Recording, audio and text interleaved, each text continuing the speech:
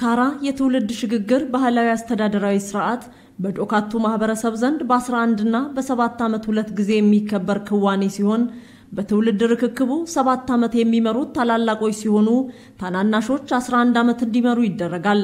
ክብረ በዓሉ በብርቁዳ አምባ መንደር በሁልሜና በሆራያ ዶካቱ አምባ መንደራት በደመቀ መልኩ እየተከበረ የሚገኝ ሲሆን ስልጣን አስረካቢውና ተረካቢው ህሊታ ወይም ትውልድ በጋራ የተለያዩ ክዋኔዎችን ያከናውናሉ።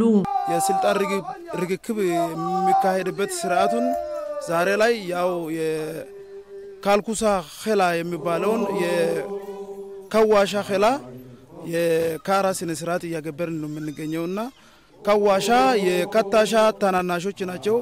ስልጣናቸውን ያው በ11 ዓመት ያው አስከብረው አስተዳድረው ዛሬ ላይ የመጨረሻውን የጡረታ መውጫቸውን ክብረ በዓል ያገበሩ ይገኛሉ ማለት ነው።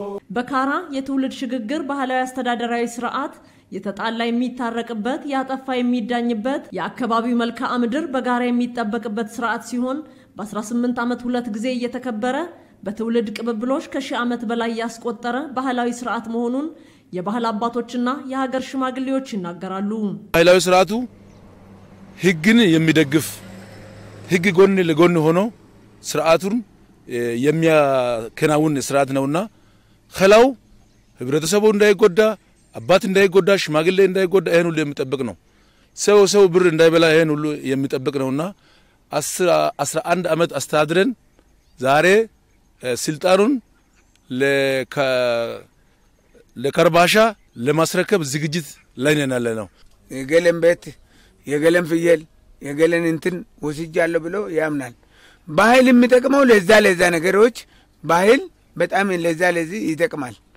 ይሄ ቦታ ደግሞ ማሳመኛ ቦታ ነው። ሁሉም ሰው እዚህ ጋር ወጥቶ አያወራም አይናገርም። ሁሉም ሰው እዚህ ጋር ወጣ ብሎ አይናገርም። ይወጣና ዝም ብሎ አፉን ይዞ ይጠብቃል። የሚናገሩት ብቻ ተመርጦ ይናገሩና ያሰውየን ያሳምናሉ። የኮንሶ ዞን ባህልና ቱሪዝም መምሪያ ኃላፊ አቶ ሰራዊት ዲባባ በዞኑ በዶካቱ ማህበረሰብ ዘንድ የሚከበረው ካራ የትውልድ ሽግግር ባህላዊ አስተዳደራዊ ስርዓት በ11 እና በ7 ዓመት ሁለት ጊዜ የሚከበር የ18 ዓመት ጸጋና የአካባቢው መገለጫም እንደሆነ ገልጸዋል። በ18 ዓመት ሁለት ጊዜ የሚከበር አንደኛው ትውልድ በ7 ዓመት ሌላኛው ባህላዊ አስተዳደራዊ ስርዓትን የሚቀበለው ትውልድ ደግሞ በ11 ዓመት የሚያከብረው በመንደሩ ባህላዊ አስተዳደራዊ ስርዓትን የሚቀበሉ የሚያስተዳድሩ የሚያሸጋግሩ የትውልዶች የቅብብል ስርዓት ነው። ካራ የትውልድ ሽግግር ባህላዊ አስተዳደራዊ ስርዓት ለአካባቢው ማህበረሰብ ሰላምና አንድነት የሚሰራ ለልማት ስራዎች የድርሻውን የሚወጣ ነው ብለዋል። ባህላዊ ስርዓትና መንግስታዊ ስርዓት የሚተጋገዙ የሚመጋገቡ ለአካባቢ ህብረተሰብ ሰላምን ለአካባቢ ህብረተሰብ እድገትን ልማትን የሚመኙ ከህዝብ ጎን ከመንግስት ጎን ቆሞ ያንን ስርዓት የሚያስፈጽሙ አካላት ናቸው ማለት። የትኛው መንግስታዊ ጥሪ ሲመጣ የመንግስት አካል የሆነው የቀበሌው አመራርም ሆነ የቀበሌው ስራ አስፈጻሚ አካላት በእነኛ ኸሊታ አማካኝነት ጥሪ ይደረጋል። ኸሊታ ማለት ትውልድ ማለት ነው። እንግዲህ ከአንደኛው ትውልድ ወደ ሌላኛው ትውልድ ሲሸጋገር ባህላዊ ስርዓትን እንዴት አድርጎን ማስፈጸም እንደሚችል አባቶች ያንን መስመር ያሳያቸዋል። የደቡብ ኢትዮጵያ ክልል ባህልና ቱሪዝም ቢሮ የቋንቋና ስነ ጥበብ ዳይሬክተር ተወካይ አቶ ገረሱ ካውሶ በዶካቱ ማህበረሰብ ዘንድ የሚታወቀው ካራ የትውልድ ሽግግር ባህላዊ አስተዳደራዊ ስርዓት ለአካባቢው ማህበረሰብ ዘርፈ ብዙ ጠቀሜታ እንዳለው ገልጸዋል። ይህ ባህላዊ ስርዓት እንግዲህ ሰፊ ፋይዳዎች አሉት። ትውልድ በሐቅና በእውነት ይሄ የማጭበርበር እንዳይኖር ባህል ይሄ ትልቅ እንትን አለው።